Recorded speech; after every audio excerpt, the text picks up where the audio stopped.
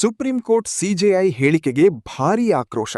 Social ಮೀಡಿಯಾದಲ್ಲಿ ಶುರುವಾಯಿತು cockroach Janata party ಕ್ರಾಂತಿ. ಡಿಗ್ರಿ ಮುಗಿಸಿ ಕೈಯಲ್ಲಿ ಒಂದು ಕೆಲಸ ಇಲ್ಲದೆ ದಿನವಿಡೀ ಮೊಬೈಲ್ನಲ್ಲಿ ಬರೀ ರೀಲ್ಸ್ ನೋಡ್ತಾ ಕೂತಿದ್ದೀರಾ?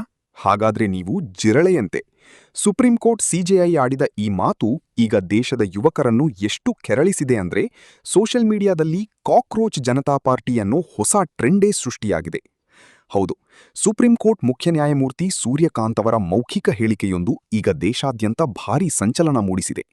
ವಕೀಲರೊಬ್ಬರ ಅರ್ಜಿಯ ವಿಚಾರಣೆ ವೇಳೆ ಕೆಲಸ ಸಿಗದ ಕೆಲವು ಯುವಕರು ಮಾಧ್ಯಮ, ಸೋಷಿಯಲ್ ಮೀಡಿಯಾ ಮತ್ತು ಆರ್ಟಿಐ ಕಾರ್ಯಕರ್ತರಾಗಿ ವ್ಯವಸ್ಥೆಯ ಮೇಲೆಯೇ ದಾಳಿ ಮಾಡುತ್ತಿದ್ದಾರೆ, ಇವರು ಜಿರಳೆಗಳಿದ್ದಂತೆ ಎಂದು ಸಿಜೆಐ ಹೇಳಿದ್ದರು ಎನ್ನಲಾದ ಮಾತು ಭಾರೀ ವೈರಲ್ ಆಗಿದೆ.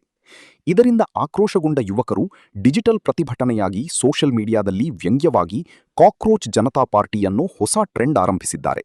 ಇನ್ಸ್ಟಾಗ್ರಾಮ್ ಮತ್ತು ಎಕ್ಸ್ನಲ್ಲಿ ನಾನು ಜಿರಳೆ ಅನ್ನೋ ಹ್ಯಾಶ್ಟ್ಯಾಗ್ ಹಾಗೂ ಮೀಮ್ಸ್ ಭಾರೀ ಸೌಂಡ್ ಮಾಡ್ತಿದೆ. ಆದರೆ ಈ ವಿವಾದದ ಬೆನ್ನಲ್ಲೇ ಸ್ಪಷ್ಟನೆ ನೀಡಿರುವ ಸಿಜೆಐ ಸೂರ್ಯಕಾಂತ್, ಮಾಧ್ಯಮಗಳು ತಮ್ಮ ಮಾತನ್ನು ತಪ್ಪಾಗಿ ಬಿಂಬಿಸಿವೆ ಎಂದಿದ್ದಾರೆ.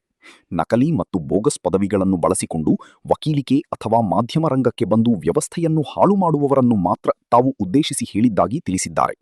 ಭಾರತದ ಯುವಕರು ದೇಶದ ಅಭಿವೃದ್ಧಿಯ ಶಕ್ತಿ ಎಂದು ಅವರು ಪ್ರಶಂಸಿಸಿದ್ದಾರೆ.